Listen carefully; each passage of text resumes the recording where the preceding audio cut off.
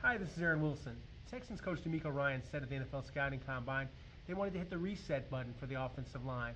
They carried through on that and then some, overhauling the group altogether, trading Pro Bowl left tackle Laramie Tunsil, trading left guard Kenyon Green, a disappointing former first-round draft pick from Texas A&M, and adding Cam Robinson as the new left tackle under a one-year deal, and basically kind of a wait-and-see approach there with left tackle. Maybe not addressing the future of the left tackle position, but capably filling it for this season at least.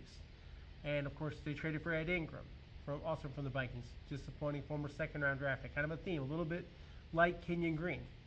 And then adding veteran Trent Brown, massive, 6'8", 380, big-time former Pro Bowl offensive lineman coming off an injury. And so what's back is Titus Howard, Drew Scruggs, Jarrett Patterson, and they're not done with the offensive line. They may double up on offensive linemen in the NFL draft, and they may pick one in the first round. And one of the players I think is under heavy consideration and worthy of the pick, a good enough player to be a first-round draft selection, is Donovan Jackson from Episcopal High School at Ohio State. All-American, all Big Ten Conference, capably filled in at left tackle when Josh Simmons injured his patellar tendon, and in the playoffs allowed 0 sacks for the Buckeyes and just 2 pressures. And he was playing against some excellent defensive linemen. So you look at what Donovan did this season and in his entire Buckeyes career, he's just very consistent. He's very athletic, he's very flexible, he's a good knee bender, he's someone that has good ankle flexion, and he has a great work ethic. He's someone that they definitely could invest in. And offensive guard arguably is a spot they need to fill even more so than the offensive tackle position. Remember, Blake Fisher, second-round pick last year, he's back and he started in the playoffs. So they have a lot of candidates for right tackle, left tackle. But what about these guard spots where they added Laken Tomlinson? Still need to add more competition, need to add younger players, need to continue to get better. So Donovan Jackson, he visited the Texans on Wednesday, the final day that you can host draft prospects. He also visited the New York Giants, the Philadelphia Eagles, the Tennessee Titans, the Minnesota Vikings, Las Vegas Raiders. And the reason why I'm mentioning him so heavily for 25th is not just because he's a good football player, but because of how the board might go. When the Texans are on the clock, if they don't trade up, it's a very good possibility that Kelvin Banks from University of Texas and Booker from Alabama are both off the board. So if they're gone, you need to have a contingency plan. And you got to weigh whether Donovan Jackson, a guard, does he outweigh the value of, say, Gray Zabel from North Dakota State? They've been not really inclined to draft small school linemen this high in the draft, or really anywhere in the draft so far under the Nick Caserio era. And you look at, are you going for Josh Connerly Jr.? So you're really kind of looking at those players. Connerly can play tackle, but he could also kick inside and play guard.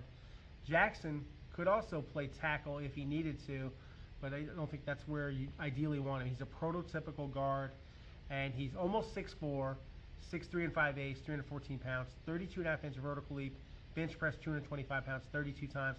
Very dedicated to the weight room, very high character individual, Episcopal graduate from Cyprus, local. I think he would handle it just fine playing for his hometown team, and he'd love to be a Texan. And he got the inclination from talking to the Texans that they are going to draft an offensive lineman. He started 40 career games, 31 times at left guard, and 9 times at left tackle. And this is a blue chip recruit. He's got the pedigree. He chose them over Georgia, Stanford, Texas, Texas A&M. Very smart guy, very good student. And like I said, this is a guy that would represent the team well.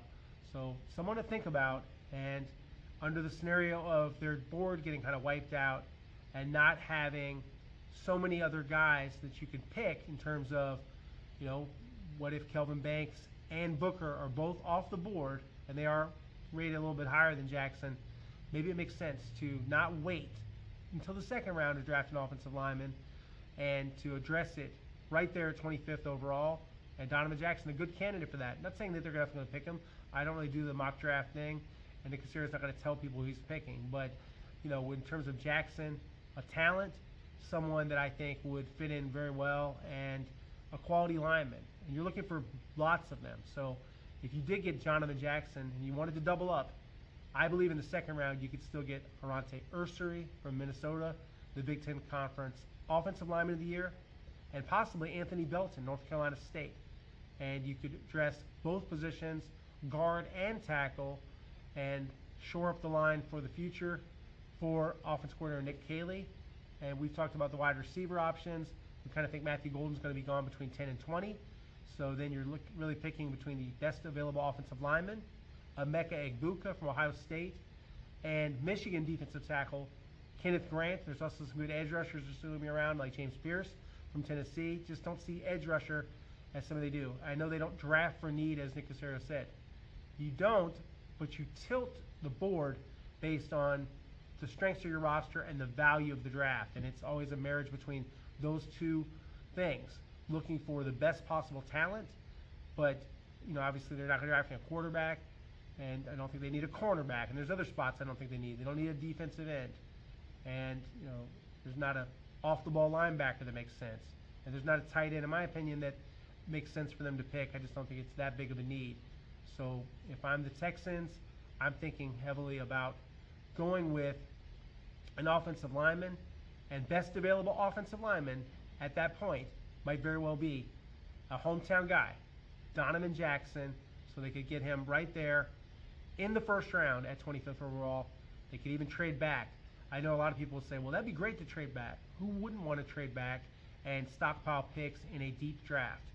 But the Texans are a couple of players away, in my opinion, from being a Super Bowl contender. Does it make sense to have all these extra players that might not even make the team? That was one of the most honest things that Nick Caserio said during a press conference where he's understandably guarded. He's not going to tell you everything about his strategy. But when you look at the offensive line, it's still an area of need. It's still in flux. And it doesn't do him any good to readily acknowledge that. I would say, though, one of the most telling statements of the offseason was made for a small group of Houston reporters, myself included, that traveled to Indianapolis to the NFL scouting combine when DeMeco said, going to hit the reset button. And they have. And as Nick said at his press conference, they could have come back with the guys they had. They chose to do something different. Some of that's contracts. Some of that's just moving on from players like Shaq Mason, whom they released and designated as a post-June 1st release. So they're going to get some cap space coming their way. And, they've changed the team financially. Some of that was that. Some of it's just wanting a fresh start and being able to go forward with a new offensive line coach in Cole Popovich, also their run game coordinator. And, he and Nick Caley, of course, being from the Patriots, they see things the same way. And they worked with the great Dante Scarnecchia, one of the best offensive line coaches in NFL history. So they're expected to coach these guys better. And as they say, speak with one voice with Popovich being in charge. And who knows, maybe that voice is leading them to Donovan Jackson. So we'll see if they go in that direction with Jackson, who attended high school in Bel Air, had great coaching and facilities there at Episcopal, which has produced Jalen Waddle and Walker Little and other NFL players. So, he's just the latest to come out of that football program. And, yeah, he's a very mature guy. He really, gets high marks for his technique, his ability to get off the ball, to get to the second level, and to also fan out as a pass protector, good kick step, good technique, and uses his hands very well, good fundamentals in terms of how he sets up in the at the line of scrimmage to stonewall pass rushers. But heavy hands, I've seen him peel off, get to the second level, make more blocks, and just a really highly graded football player. So you see everything with what they can do with a Donovan Jackson, and definitely an intriguing player. And he visited, as I said, along with Josh Connolly Jr. and Ursary and other offensive linemen. So they've been looking at the offensive line quite a bit in the draft, and as have I, watching these players and kind of tracking some of the activity. So, yeah, please like and subscribe at the channel at Aaron Wilson Sport. And I'm also on Twitter and X at Aaron Wilson_NFL, Instagram Aaron Wilson7128. And thank you for making this the fastest growing Texans channel on YouTube. And look forward to our next conversation. Much more to follow. Thank you.